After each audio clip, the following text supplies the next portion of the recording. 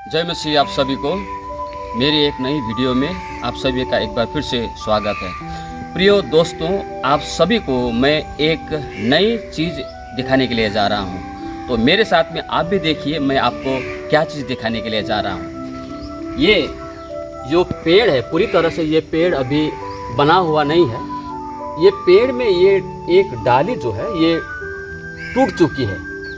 इसके कारण से ये आस्ते आस्ते सूखते हुए आ रहा है। ये पत्ता सूख रही है और आस्ते आस्ते आस्ते ये सूखने के लिए आरंभ कर रहा है।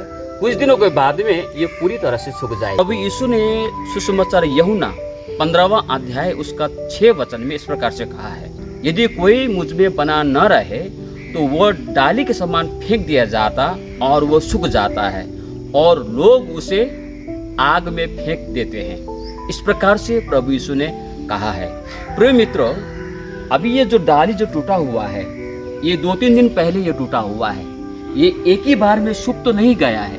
इसको पूरी तरह से सूखने के लिए करीब करीब 1 सप्ताह लगेगा। आस्ते आस्ते आस्ते सूखेगा ये। लेकिन प्रिय, मैं आपको यहाँ पर क्या बता रहा हूँ, ये जो डाली इस पेड़ के संपर्क में न रहने के कारण, ये डाली इस पेड़ के संपर्क से टूटने के कारण अब ये सूखने के लिए आरंभ हो रहा है।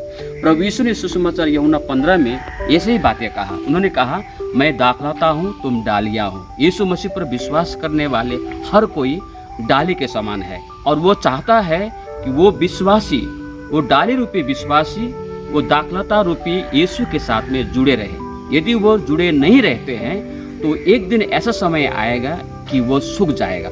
उसके जीवन में ईश्वर की आशीष धीरे धीरे धीरे करते हुए वो खोने के लिए शुरू करेगा और एक दिन वो निराशा में डूबकर उसका जीवन समाप्त हो सकता है। लोगों के द्वारा उसे अपमानित होना पड़ सकता है, अनादर होना पड़ेगा उसको और उसका जीवन एक अपमान का जीवन होगा। लोगों के द्वारा उसको अपमानित किया जाएगा। प्रिय मित्रों, प्रकाशित वाक्य 3 अध्याय का 1 पद में वहाँ पर मंडली को कहा गया है, मंडली के दूत को कहा गया है, सरदीस के मंडली को कहा गया है, तो खुद को जीवित समझता है लेकिन है वास्तव में तो मरा हुआ। कई सारे लोग हम में से, प्रिय मित्रों, हम लोग चर्च जाते हैं, बाइबल को पकड़ते हैं, प्रार्थना करते हैं, आराधना करते हैं, लेकिन अंदर से हम लोग वास्तव में प्रभु यीशु पर सच्चे रूप से विश्वास नहीं कर रहे होते हैं। जैसे 2 तीमोथी 3:5 में कहा गया है, कुछ लोग ऐसे होंगे, कठिन समय आएंगे, अंत के दिनों में ऐसे ही लोग होंगे जो भक्ति तो करेंगे लेकिन उस भक्ति में छिपे हुए शक्ति को नहीं मानेंगे। प्रियो, वही लोग हैं जो लोग भक्ति तो करेंगे लेकिन शक्ति को मानेंगे नहीं और वे प्रभु यीशु से न जुड़े रहने के कारण उनके जीवन आस्ते आस्ते आस्ते अंधकार की ओर बढ़ रहे होते हैं। जैसे अभी ये डाली आप देखेंगे, ये आस्ते आस्ते आस्ते सूख रही है। इसी प्रकार से उसका संपर्क यीशु से टूट जाने के कारण आहिस्ता आहिस्ता आहिस्ता उसका जीवन में अंधकार आने के लिए शुरू करता है।